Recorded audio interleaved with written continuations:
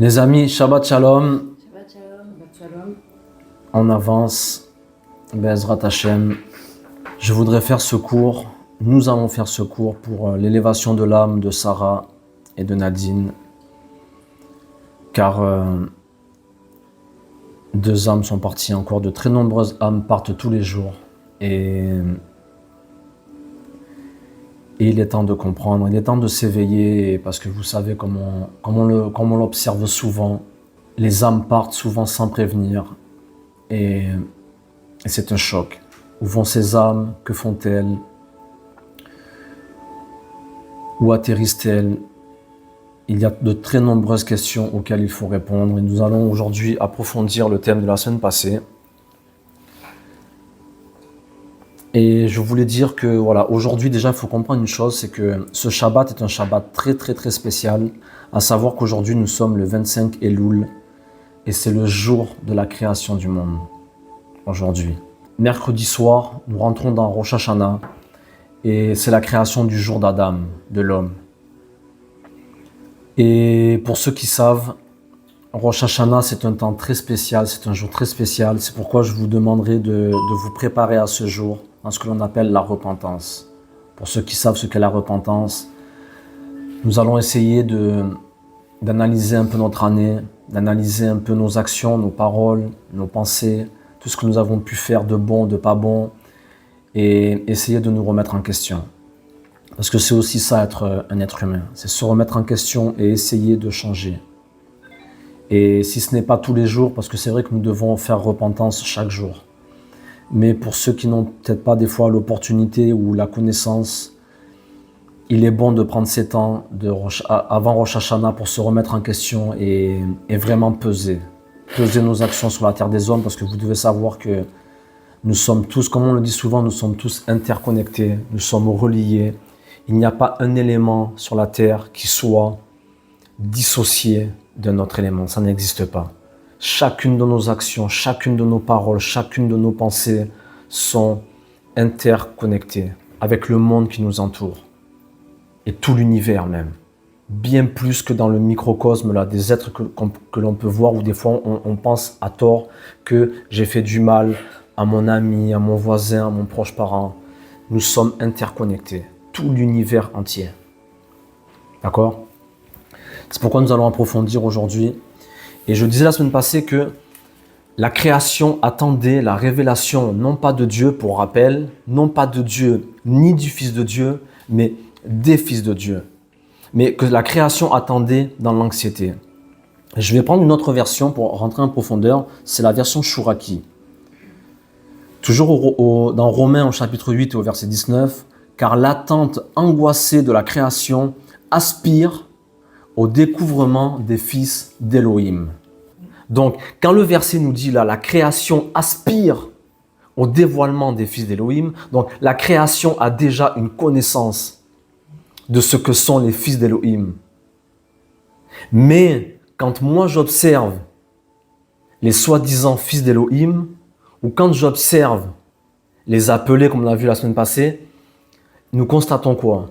Ils ne font pas ce qu'il faut faire. Qu'ils ne font pas ce qu'il faut faire, mais qu'ils ne savent pas qui ils sont. Ils ne savent eux-mêmes pas qui ils sont. Mais pourtant, le verset semble nous dire que la création, elle, aspire. Mais on n'aspire pas à ce qu'on ne connaît pas. On aspire à ce que l'on connaît déjà, à une information que l'on a reçue. Donc, toute la création a déjà reçu l'information d'un dévoilement des fils d'Élohim. Est-ce que vous commencez à comprendre? Sinon, la création n'aspirerait pas au dévoilement des fils d'Élohim si elle n'avait pas reçu l'information. Et la création aspire et attend dans l'angoisse et dans l'anxiété. Nous allons rentrer dans les secrets. Après, il y a des choses que j'aimerais vous dire. Vous savez, souvent on parle d'enseignement et souvent je vous dis que voilà, les secrets, on enseigne. Vous devez savoir une chose, nous n'avons encore jamais vraiment enseigné. Il faut savoir qu'il y a beaucoup de secrets. Et il y a des secrets qui parfois, comme je l'avais dit déjà dans un cours, qui ne sont pas permis parfois de révéler, ou nous-mêmes parfois nous ne sentons pas des fois qu'il est temps de révéler. C'est pourquoi même quand vous voyez là comme si on relâchait des enseignements nouveaux, des dévoilements. Ce ne sont que des introductions. Et même souvent, mon épouse, elle me le dit que généralement, c'est vrai que je démarre un enseignement, finalement, je le finis jamais.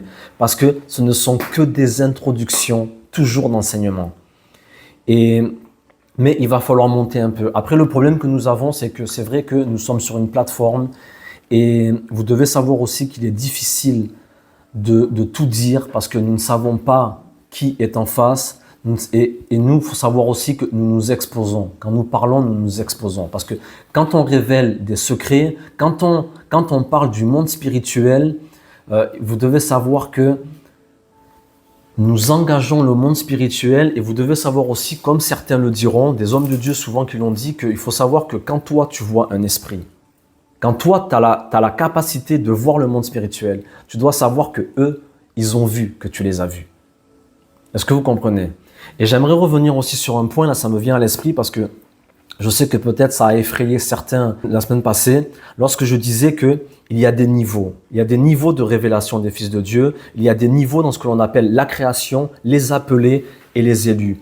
Et je disais que ceux qui ne servaient pas Dieu étaient attaqués par les démons et que finalement, même ceux qui servaient Dieu étaient attaqués, mais par autre chose. Et là, je parlais de choses même encore plus, on va dire, encore plus élevées. Il faut savoir que lorsque je m'élève, forcément, je vais avoir affaire à des choses plus élevées. Mais pour vous rassurer quand même, vous devez savoir une chose, c'est que lorsque je ne sers pas Dieu et que je suis dans le monde, disons, laïque, profane, et que je ne maîtrise pas les concepts spirituels, je disais que nous étions attaqués par la création, que la création nous en voulait, que la création voulait nous détruire et que ce que l'on appelle les démons, les shédim, s'en prenaient à nous de façon virulente. Et il est vrai que lorsqu'on sert Dieu, ça ne veut pas dire que les combats vont s'arrêter. Il y aura toujours des combats jusqu'à la fin des temps, parce qu'on disait aussi que les combats avaient pour objectif de nous faire grandir et de nous élever. Mais il faut savoir une chose, de même que nous pouvons voir, nous, dans nos sociétés dites civilisées, mais plus décadentes qu'autre chose, vous remarquerez que quand on est souvent au bas de l'échelle, là je vais vous parler pour bien comprendre ce qui se passe, par exemple, dans ce qu'on peut appeler le banditisme. D'accord ? Vous remarquerez qu'au bas de l'échelle, ce qu'on appelle les petits voyous, vous remarquerez souvent qu'il n'y a pas de règles. Il n'y a pas de règles. C'est chacun pour sa peau et il n'y a même quasiment pas de valeur. Mais au plus vous allez monter dans les échelons, dans ce que l'on appelle le grand banditisme, vous allez avoir affaire à des gens qui sont bien plus criminels que ceux qui sont en bas. Vous l'avez remarqué, mais là-haut, il y a des valeurs. Il y a des codes. C'est-à-dire qu'il y a des choses là-haut qu'on ne fait pas. Il y a des choses que l'on fait pire que ceux qui sont en bas, mais il y a aussi des choses là-haut qu'on ne fait pas. Parce que au plus tu montes dans les grades, même du mal, il y a ce que l'on appelle des codes. Il y a des hiérarchies. Quand je vous parlais de principauté, de domination et d'autorité, il y a ce que l'on appelle une hiérarchie. Une hiérarchie angélique, une hiérarchie démoniaque. C'est-à-dire que lorsque moi je m'élève en tant que serviteur de Dieu, je vous disais que oui, nous avons affaire à ce que l'on appelle les principautés, les dominations, voilà, beaucoup de choses. Il y a beaucoup de règnes. Mais là-haut, après, tout est cadré. C'est-à-dire que là-haut, quand tu commences à monter et à servir Dieu, il y a des principes qui font que, attention, lui là, tu ne peux pas le toucher. Et vous devez savoir que donc ne vous inquiétez pas de la montée spirituelle et dans le service divin, parce que lorsque vous êtes en bas, vous êtes attaqué, mais vous n'avez aucune protection. Donc ne croyez pas parce que vous allez avoir affaire à des entités plus grandes et plus puissantes que vous serez plus en danger. C'est le contraire. Le danger, il est en bas. Parce que quand tu es en bas, tu n'as aucune protection. Tu n'es pas protégé. On ne peut pas t'aider. Ni la création, ni le monde angélique, ni Dieu, ni personne. C'est pourquoi les gens souffrent, c'est pourquoi les gens meurent, et c'est pourquoi, voilà, vous connaissez tous les problèmes relatifs à notre génération. Vous comprenez ? Il faut savoir que là-haut, voilà, ça peut paraître étrange, mais il y a des valeurs. Il y a des valeurs. Tout comme dans le grand banditisme. Si vous regardez les petits voyous de quartier, là, dans les cités, ils sont sans foi ni loi, ce qu'on appelle. Ils peuvent tuer les petits frères, la petite sœur, violer. Il n'y a pas de loi. Quand tu commences à monter, à aller voir un peu avec la mafia, il y a des choses qu'on te dira non, non, non. lui là, tu peux pas le toucher parce que lui, il appartient à telle famille. Si tu le touches à lui, là, on rentre pas en guerre avec lui, on rentre en guerre avec la famille. Est-ce que vous comprenez? C'est exactement la même chose pour un homme qui sert Dieu. Parce que là-haut, il faut savoir que lorsque tu as été, disons, intronisé, on ne peut plus blaguer avec toi. Mais encore une fois, si tu marches toi aussi avec des codes, avec des règles de vie, etc., etc. Mais en tout cas, il faut savoir que dans le monde spirituel, là, Jonathan, il nous dérange, on va s'attaquer à lui, mais tu t'attaques à Jonathan, tu t'attaques à mon Dieu, en fait. C'est plus la même chose. Parce que moi, aujourd'hui, je suis représentant de Dieu sur la terre. Nous sommes des ambassadeurs. Tu ne peux pas me toucher comme quand tu me touchais lorsque j'étais en bas. En bas, je n'ai pas de protection. Pourquoi? Parce que dans le monde spirituel, on ne me connaît pas. Je ne suis pas reconnu. Voilà, je voulais juste faire une petite aparté pour faire comprendre qu'il est préférable d'être en haut face aux dominations, face aux principautés, parce qu'il y a des codes, il y a des valeurs, il y a du respect. Eux, ils sont serviteurs à Satan, mais moi, je suis serviteur de Dieu. On ne peut pas faire ce que l'on veut. D'accord? Tu es répertorié, etc., etc. Voilà, je voulais mettre ça au clair avant de commencer, parce que c'est des choses parfois qu'on ne comprend pas. Mais c'est plus clair que la semaine dernière. Hein. Ouais. Oui, mais parce que, et c'est là qu'il faut comprendre que observer, souvent, moi je vous ai toujours dit, ça par contre je vous l'ai toujours enseigné, tout ce que vous voyez ici-bas, c'est un message pour vous enseigner ce qui se passe dans le monde spirituel. C'est un message, tout. Donc quand vous voyez là, ici, en bas, tout ce qui se passe au niveau des trafics, de là, c'est la même chose dans le monde spirituel. En bas, c'est dangereux. Commence à monter, après on parle de choses très sérieuses. On ne peut plus tout toucher. On ne peut plus. Et donc, je disais que la création aspire, mais la création ne peut pas aspirer à ce qu'elle ne connaît pas. De même, nous ne pouvons pas révéler ce que nous ne connaissons pas. Pour qu'un fils de Dieu soit révélé, il faut savoir ce qu'est un fils de Dieu. C'est pourquoi nous sommes là et c'est pourquoi nous devons enseigner la génération. Et pourquoi la génération ne connaît pas ces choses et pourquoi finalement les fils d'Élohim, les fils de Dieu, n'arrivent pas à se révéler? Pourquoi? Parce qu'il faut savoir déjà que ce monde a divers noms, mais ce monde a essentiellement un nom. C'est ce que l'on appelle Alma Deshikra, qui est le monde du mensonge. Ce monde-là, c'est le monde du mensonge. Il y a beaucoup d'autres choses, mais il faut vraiment le comprendre. Ce monde est régi par le mensonge. Et là, vous savez, la question que me posait mon épouse la semaine dernière, lorsque je disais qu'il y avait potentiellement 5 milliards d'appelés, et j'évoquais les religions. Le christianisme, l'islam, le judaïsme. Les trois religions monothéistes. Et mon épouse me disait, oui, mais ça voudrait dire qu'il y aurait 5 milliards alors d'adamiques, d'appelés. Non. Car je disais que beaucoup se cachent dans la religion, beaucoup sont même religieux dans la religion parce que leurs parents adhéraient eux-mêmes à une religion. Donc, en fait, ils suivent juste un héritage qu'ils ont reçu. Est-ce qu'ils sont des appelés? Est-ce qu'ils sont des élus? Non. Ils sont là parce que, voilà, comme beaucoup adhèrent à des choses sans même comprendre ce que c'est.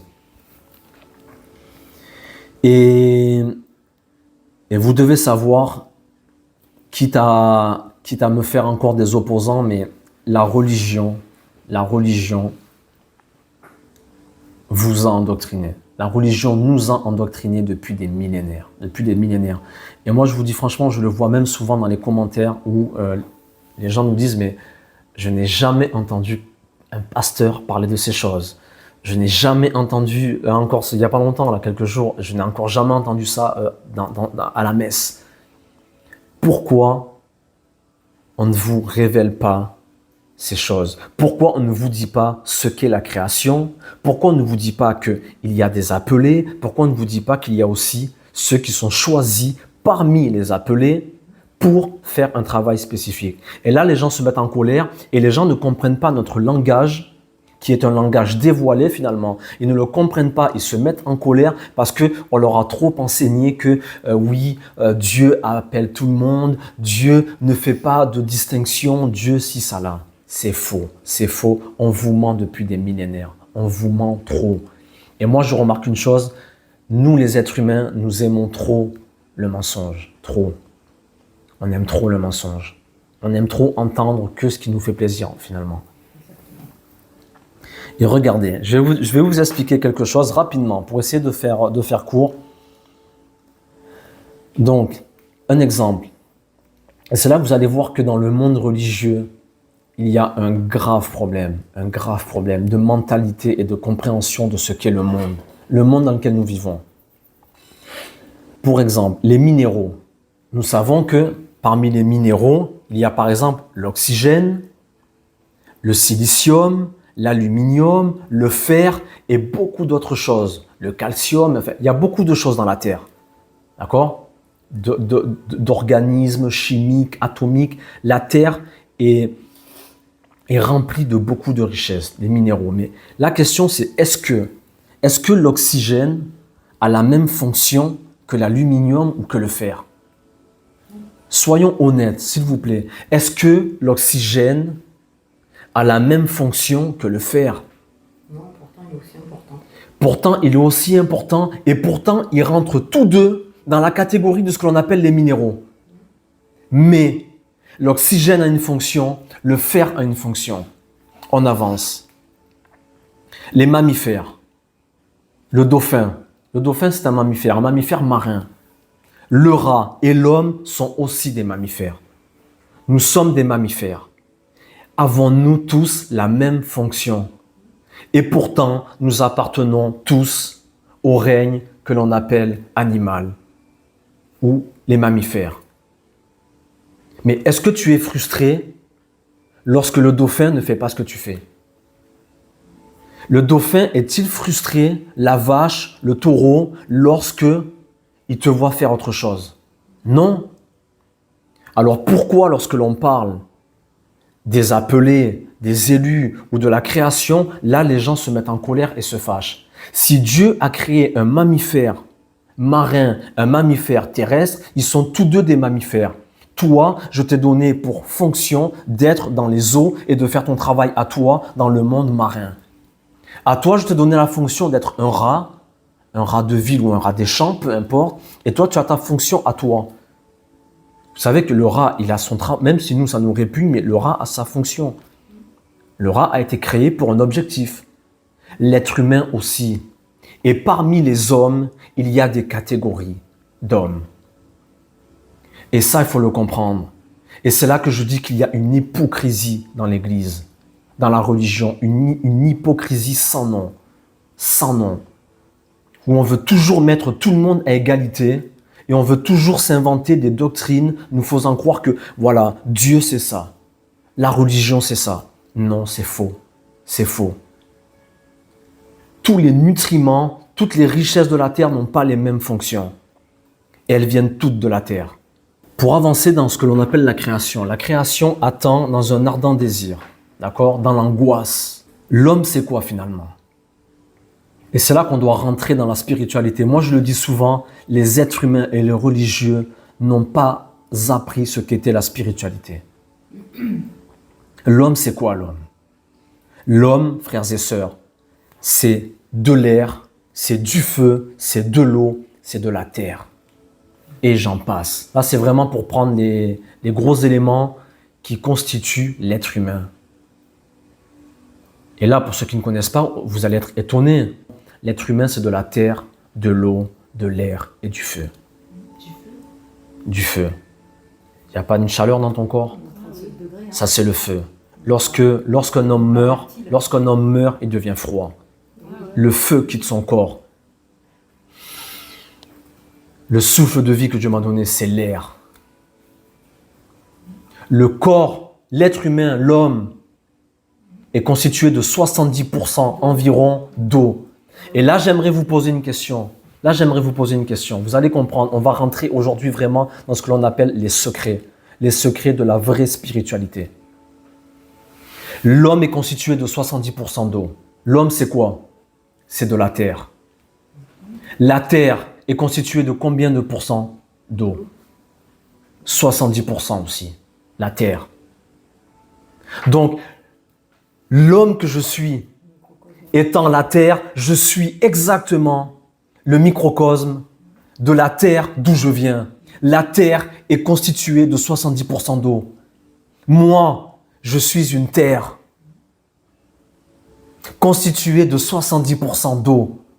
L'être humain et les religions ne comprennent pas même ce qu'est la terre, ce qu'est un être humain. Et là, pour parler juste rapidement, je ne rentrerai pas dans ce sujet parce que ce sujet est un conflit et ce sujet est l'objet de très nombreuses guerres. Tu en parlais tout à l'heure, Nathalie, quand tu me disais les guerres et le conflit israélo-palestinien. Je vous dis franchement, les amis, c'est un sujet très délicat à aborder et pour vraiment comprendre ce conflit, il faut comprendre ce qu'est la création et ce qu'est la terre.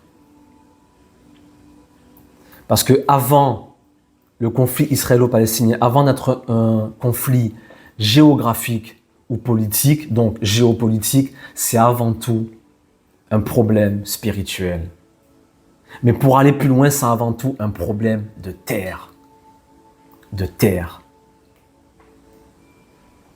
Le conflit israélo-palestinien, ce n'est pas un problème de religion, ce n'est pas un problème ethnique, quoique, mais c'est un problème essentiellement de terre. Je sais que c'est très compliqué et comme je vous dis, je ne pourrai pas tout dire parce que j'ai beaucoup de choses à dire, mais et même ça, il faudra qu'on apprenne à... Il faudra que vous appreniez à recevoir des enseignements, même dans le privé, parce qu'on ne peut pas tout dire en public. Ça, il faut le savoir. Il y a des choses que... Non, mais même par rapport au secret, sans parler de ça, par rapport au secret, il faut vraiment comprendre qu'on ne peut pas tout dire en public. On ne peut pas. Et vous devez savoir que l'homme, quand je vous disais qu'il y a la création, il y a l'homme, il y a les appelés et il y a les élus parmi les appelés. Et je vous disais que nous n'avons pas tous la même fonction, le même rôle. De la même manière que les mammifères, que les minéraux, etc., etc. Et vous devez savoir que l'homme a un lien avec sa terre. Et tout homme a un lien avec la terre où il est né. Ah, mais vous allez comprendre. L'homme a un lien avec sa terre. Je vous expliquais que l'être humain était une terre. Retenez bien ça. On ne comprendra pas tout aujourd'hui, mais retenez bien que l'être humain, l'homme, est une terre. Quand tu me vois, tu vois pas. Là, tu vois Jonathan, tu vois un gars, mais tu vois avant tout une terre. Une terre sortie d'une terre. Et là, je vais prendre un passage pour nous faire juste comprendre un peu. Moi, comme je le dis souvent, tout ce que je vous dis là souvent, c'est pour nous éveiller à la spiritualité, pour nous éveiller à comprendre qui nous sommes. Pourquoi la Bible dit, là c'est une question que je pose à tous les appelés et à toute la création, mais la création en réalité le sait déjà ça. C'est nous, les soi-disant êtres spirituels enfermés dans les églises, dans les mosquées, dans les synagogues, soi-disant nous on se croit mieux que les mammifères marins, que les minéraux, que les animaux. On se croit mieux qu'ils connaissent mieux les principes spirituels que nous. Beaucoup mieux. Pourquoi? Parce qu'ils ont une proximité avec la terre que nous avons perdue. Un chien est plus spirituel. Un chien voit ce que toi tu ne vois pas. Ils sentent ce que tu ne sens pas. Et nous méprisons les animaux et nous nous pensons au-dessus des animaux. Nous sommes supérieurs aux animaux quelque part, oui, mais ce n'est que potentiel. Donc pourquoi la Bible dit? Là on va monter. Alors franchement, je suis trop excité de cet enseignement, non, parce que c'est vraiment, et je vous dis franchement, là, une petite parenthèse que je referme. Venez nombreux à Rosh Hashanah parce que nous allons aborder des choses exceptionnelles à Rosh Hashanah. Vraiment, je vais dire des choses, mais redoutables, terribles. On avance, s'il vous plaît. Non, mais vraiment, c'est juste extraordinaire. Vous devez apprendre vraiment ce que nous sommes. Et je vous dis que vous allez appréhender la vie d'une toute autre manière. Quand vous allez commencer à comprendre ce que nous sommes, vraiment en tant qu'être humain, en tant que terre, constituée de feu, d'air, d'eau. Genèse chapitre 4. Écoutez, L'Éternel dit à Caïn, où est ton frère Hével. Il répondit, je ne sais pas, suis-je le gardien de mon frère? Et Dieu dit, qu'as-tu fait? Qu'as-tu fait? Dieu dit à Caïn, qu'as-tu fait? La voix du sang de ton frère crie de la terre jusqu'à moi. Verset 11. Maintenant, tu seras maudit de la terre qui a ouvert sa bouche pour recevoir de ta main le sang de ton frère. Verset 12. Quand tu cultiveras le sol, il ne te donnera plus sa richesse. Ah, On reprend. ça, tu dis que rien de la- Et Dieu dit, qu'as-tu fait? Qu'as-tu fait? Non mais écoutez la parole de Dieu. C'est pour ça que je vous dis qu'il faut comprendre les Écritures. Qu'as-tu fait? La voix du sang de ton frère crie de la terre jusqu'à moi. Donc question, le sang déjà a une voix. Le sang a une voix. Le sang de ton frère crie de la terre jusqu'à moi. Maintenant tu seras maudit de la terre qui a ouvert sa bouche. Donc la terre a une bouche. Frère, je suis le microcosme de la terre. Je suis la terre est moi. La terre et moi, nous ne faisons qu'un. Ça, quand tu retourneras à la poussière. On va en parler. Oui. On va en parler, tu vois. Attends. Mais regardez au verset 12. Quand tu cultiveras le sol, il ne te donnera plus sa richesse. Qui? Le sol. C'est pas moi, Dieu, qui ne t'accorderai plus la richesse de la terre. C'est lui, le sol, qui ne te donnera plus la richesse de la terre. Donc la création. Donc la création. Non mais je vous dis, c'est juste extraordinaire. Quand tu cultiveras le sol, donc la terre, cette même terre qui crie, qui a ouvert sa bouche et qui crie jusqu'au ciel, ne te donnera plus sa richesse. Question. Pourquoi y a-t-il sur notre terre des terres fertiles, des terres qui ne produisent rien? Et là, je parle de terre, que la terre, voilà, les pays, les nations. Mais toi et moi, nous sommes aussi des terres. Non, c'est très, là, c'est vraiment juste pour introduire. Non, mais je vous dis franchement, non, mais, On est des terres, certains produisent et certains produisent rien. mais il faut comprendre qu'il y a une, non, mais là, même là, je vous dis, on ne peut pas tout dire parce que c'est vraiment, c'est trop fort, On avance. Donc, la terre peut maudire l'homme. La terre a le pouvoir de maudire l'homme et de ne pas lui donner sa richesse. Sa richesse, pas la richesse de Dieu, mais sa richesse qui est en elle. Et le sang a une voix et la terre a une bouche. On avance. Pourquoi la Bible dit encore, dans Deutéronome au chapitre 12 et au verset 23 et 44, seulement garde-toi de manger le sang, car le sang, c'est l'âme. Pourquoi nous, on fait attention à tout ce que l'on mange? Parce que nous connaissons en partie. On ne connaît pas tout, on ne connaît même rien. Pour rester humble, on ne connaît rien. Mais nous savons des choses que, bien souvent, la religion, les religieux ne savent pas et n'enseignent pas. Et même s'ils savent, c'est des savoirs qu'ils gardent pour eux, qu'ils ne partageront jamais. De peur. Jamais. Parce qu'on doit garder les populations, les peuples, dans la servitude et dans l'esclavage. Et dans l'esclavage physique et mental. Garde-toi de manger le sang, car le sang, c'est l'âme. Écoutez. Et tu ne mangeras pas l'âme avec la chair. Tu ne la mangeras pas. Tu le répandras sur la terre comme de l'eau. Donc, quand tu prends un animal, la Bible te dit quoi? La Bible te recommande de ne pas manger le sang qu'il y a dans l'animal. Car dans le sang de l'animal, il y a l'âme. Il y a donc la vie. Et Dieu te dit quoi? Tu prends ce sang et tu le remets à la terre. À la terre. Je vous dis, la création, c'est pas n'importe quoi. Et la création attend quoi? La création attend dans l'angoisse la révélation des fils d'Élohim. Mais si la création attend, ou si la création aspire, c'est que la création sait ce que nous sommes et qui nous sommes. C'est pourquoi ils attendent. Et ils attendent en plus dans l'angoisse, dans l'anxiété et finalement dans la colère. Comme nous l'avons vu là, après le meurtre d'Ével, la terre ne te donnera plus sa richesse. Tu seras maudit. C'est la terre qui ne t'accordera plus sa richesse.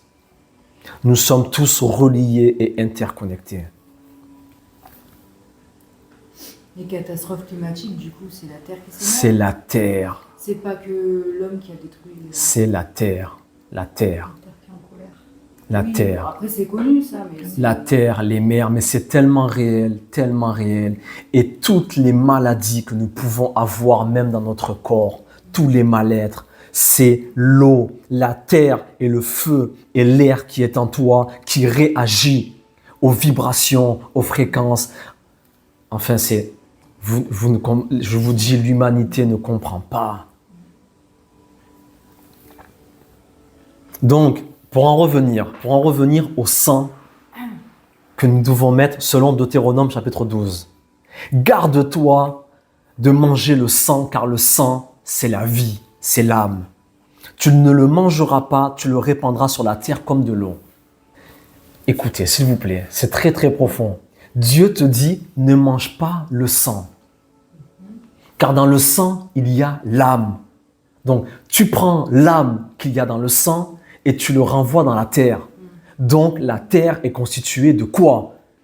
La terre est composée exclusivement d'âme. D'âme. Mais pardon, mais c'est une question peut-être un peu bête. Quand on fait des cures d'argile et qu'on boit de l'argile, on boit de la terre, du coup. On va y arriver. Vous avez une très grande intelligence parce que vous comprenez tout avant même que je parle. Et c'est là qu'on voit que l'Esprit de Dieu fait son œuvre. Et je suis émerveillé par cette compréhension, par cet enseignement. On y arrive. Donc, dans la terre, il y a les vies. Dans la terre, il y a les âmes. Question. Mon épouse disait quand tu fais des cures d'argile, Oui. tu manges quoi, tu bois quoi? Question. Question. Tout vient de la terre. Nous venons de la terre. Il y a quoi en moi? Question. Et lorsqu'un arbre pousse et que je prends une pomme, il y a quoi dans l'arbre? Il y a quoi dans la pomme? Il y a aussi une âme dans la pomme. Il y a quoi dans l'animal qui vient de la terre C'est rempli d'âme. et qui est un monceau de terre? Mais vous comprendrez plus tard avec le temps la spiritualité. Pourquoi on ne mange pas telle et telle chose? Pourquoi on fait une bénédiction avant de prendre un aliment qui vient de la terre? On fait la bénédiction péri à Etz. Quand ça, d'un arbre péri à Etz, quand ça vient de la terre, on dit Adama. Il y a beaucoup de choses, beaucoup de choses. Donc quand tu bois de l'argile, tu fais Adama aussi. Tu fais Shahakol, c'est une boisson, c'est de l'eau, c'est plus d'eau, sauf si vraiment tu manges que la terre, mais généralement c'est de l'eau avec un peu d'argile, c'est Shahakol. En fin de compte, tu fais pas plus que quand tu manges une pomme.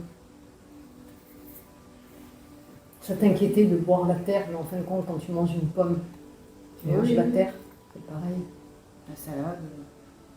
Et vous devez savoir que pourquoi Dieu dit que le sang, vous ne devez pas le manger car il y a la vie. La vie doit retourner à la terre. Tout est cyclique, mais selon un ordre très précis. Très précis. Et spirituellement, quand les personnes, par exemple, ils mangent du Bouddha, ou voilà, qu'est-ce que ça leur fait du coup quand ils savent pas. Ça c'est un autre, je peux pas rentrer là-dedans, là ça serait parler de la cache-route, c'est vraiment pas le sujet de manger et du boire. C'est vraiment juste pour nous éveiller à la création, aspire, à la révélation des fils de Dieu.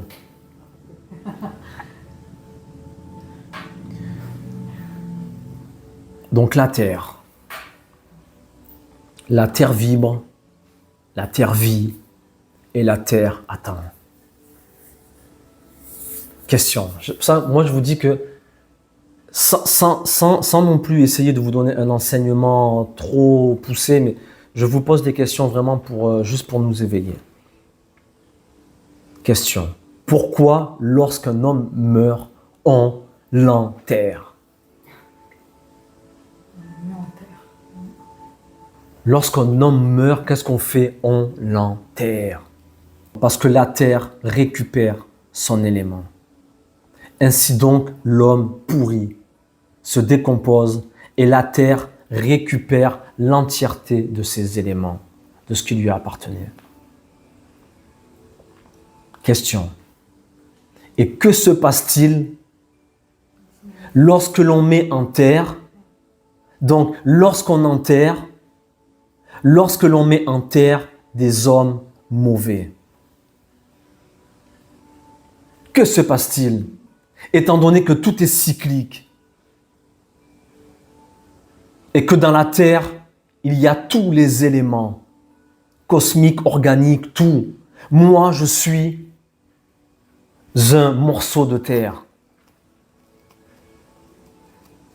Si on met en terre un homme mauvais, méchant, la terre récupère tous ces éléments. Qu'y a-t-il dans la terre? C'est pour ça que de génération en génération, ça recommence.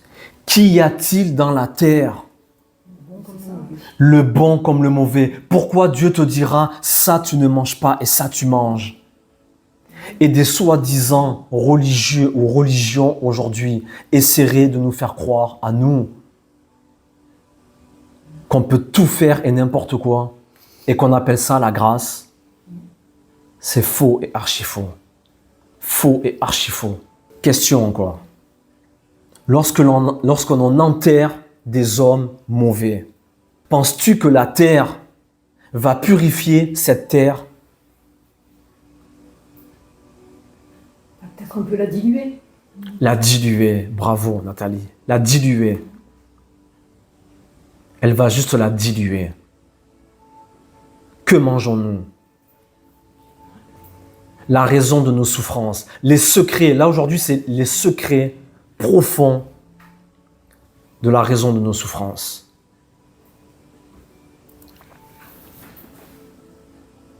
L'homme est énergie, ça nous le savons. Si ces énergies sont négatives, alors la terre va naturellement te rendre ce que tu lui as donné. Et ça s'appelle des lois. Notre monde, la terre, est régie par des lois. Et je vais vous poser une question. Avez-vous déjà, et je le dis souvent, avez-vous déjà planté un concombre dans la terre et récolté une tomate? Quand est-ce que vous avez vu ça?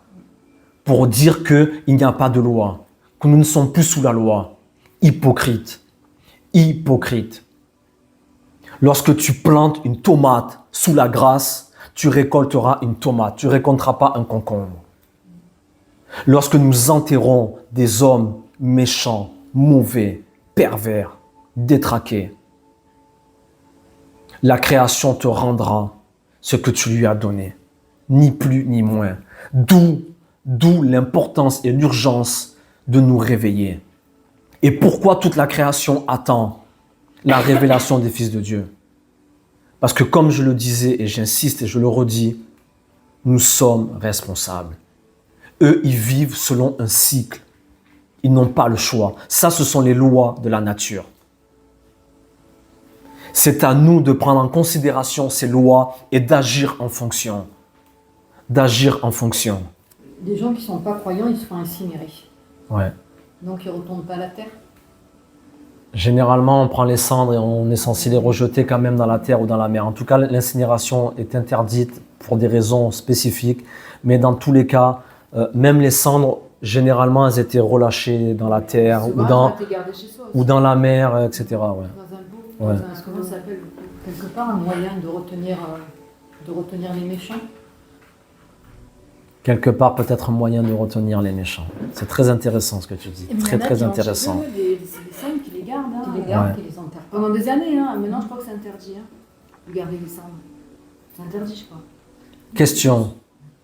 Question, on avance. Quand on parle d'interdit alimentaire, toute la création a ses interdits. Toute la création a ses interdits. Mais une catégorie d'hommes aujourd'hui que l'on appelle les appelés, eux, ils n'ont plus d'interdits. Ils n'ont plus d'interdits. Vous verrez pour souvent ces appelés dans nos communautés religieuses, ils peuvent tout faire, ils ont été libérés de tout interdit. Bizarrement. Pourtant, toute la création a ses interdits. Question, manger, c'est quoi? C'est quoi manger? Se nourrir. Manger, c'est se nourrir. Oui? Manger, c'est se nourrir. Se nourrir de quoi? Et si on rentrait un peu en profondeur aujourd'hui? Et si je vous disais que... Et ça, pour vous dire, c'est une révélation que j'ai eue même il n'y a pas très longtemps. Et si jamais manger était un enterrement? C'est une très très grande question, une question très profonde. Et si jamais manger était un enterrement? Moi, je suis une terre. Je prends un animal, par exemple, une pomme, qui elle était vivante. Que fait-on avec cette vie? Finalement, moi je suis une terre, n'oubliez pas, on enterre. D'où la bénédiction avant de l'enterrer. Enfin, il y a beaucoup de choses, beaucoup de choses. Et finalement, quand l'homme n'accomplit pas ce pourquoi, il est sorti de la terre, qui elle-même est constituée de tous les éléments de la nature. Donc l'homme abîme toute la création. Je vous disais que moi je suis un morceau de terre, sorti de la terre elle-même. Nous avons exactement les mêmes composantes. Les mêmes composants. Ok? Lorsque je m'abîme, lorsque j'abîme la terre là, en face de moi, j'abîme toute la création. Car nous sommes tous interconnectés, tous reliés, ne formant qu'un grand tout. Quand je t'abîme, j'abîme toute la création. Je suis en train d'abîmer une terre, sortie d'une terre. J'abîme toute la création. Cette terre-là est connectée à cette terre, et à cette terre, et à la terre, qui ne donnera plus sa richesse. Tu dois savoir que lorsque tu es mis en terre, la terre reçoit tout ce que tu es. La terre a toutes tes informations. La terre connaît tout de toi, absolument tout. La terre, les amis, ce n'est pas n'importe quoi. Ce n'est pas n'importe quoi. La création, ce n'est pas n'importe quoi. Et tu dois savoir que la terre te connaît. Pourquoi? Parce que tu es sorti d'elle. Que tu le veuilles ou non, tu es constitué de la terre, du feu, de l'air et de l'eau, et de bien d'autres choses. La terre te connaît. La terre sait qui tu es. La terre connaît tes ancêtres, et la terre connaît aussi ta lignée.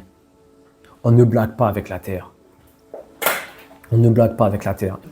Pourquoi Dieu a dit à Moïse, enlève tes chaussures, car la terre où tu te trouves est une terre sainte. Est-ce que c'est pour Dieu ou est-ce que c'est pour la terre sur laquelle tu te trouves? La terre. Enlève tes chaussures. Toi qui es un homme saint, tu te trouves là sur une terre sainte. Ôte tes chaussures. Là, j'aimerais juste encore ouvrir une parenthèse que je referme. Pourquoi nous a-t-on autant éloignés de la terre?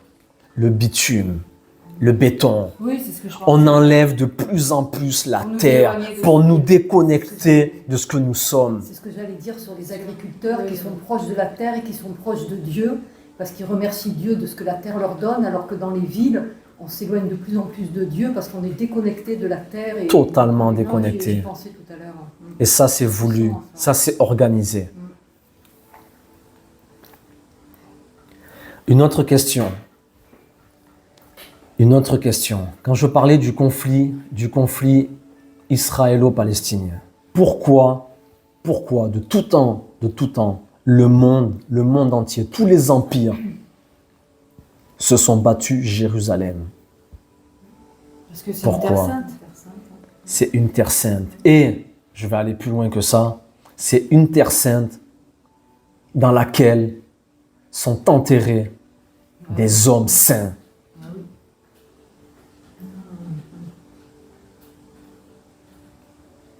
Enfin, il y a beaucoup de choses à dire. Beaucoup de choses à dire. Beaucoup de choses à dire. Il faut savoir qu'une terre où l'on enterre des êtres malsains, ne t'attends pas à ce que cette terre soit fertile, que cette terre produise et que cette terre t'accorde sa richesse. Pourquoi nous, Européens, avons été sur la terre des Incas, des Indiens d'Amérique? Nous les avons détruits, décimés pour prendre leur terre.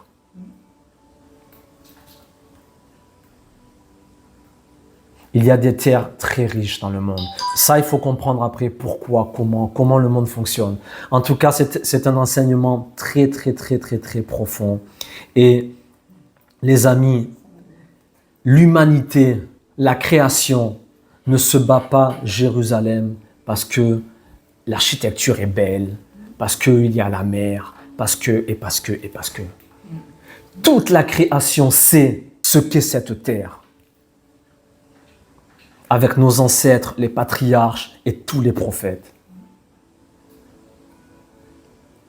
Et quand tu parles de terre, tu ne parles pas d'un endroit précis, par exemple la terre de France, la terre d'Amérique. Si, ce sont des terres. Si, ce sont des terres. Ce sont des terres. Non, mais pas dans un endroit précis. Parce que la plupart des gens ils sont enterrés dans un cimetière. Donc c'est pas que le cimetière en soi qui est pas...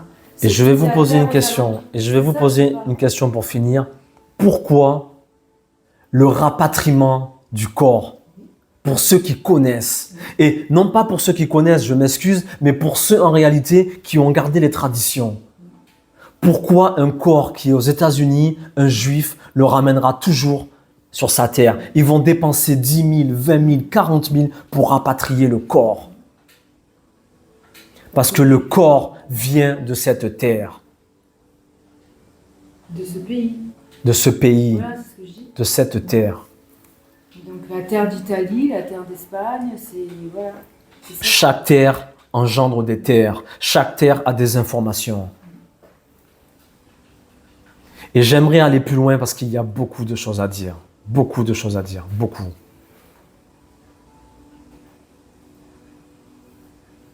Tout va bien? Oui? Ok, ben Shabbat Shalom les amis. Je crois qu'elle allait plus loin. Non. Que Dieu vous bénisse. Que Dieu vous bénisse. Et comme je vous dis, on ne peut pas tout dire. Il faut aller doucement. Et il y a des choses on peut parler là après, qu'on peut parler dans le privé, mais dans la sphère publique, franchement, on ne peut pas tout dire. Et que Dieu nous bénisse, que Dieu nous garde. Et nous vous attendons pour Rosh Hashanah. Be'ezrat Hashem, on avance. Amen. Amen.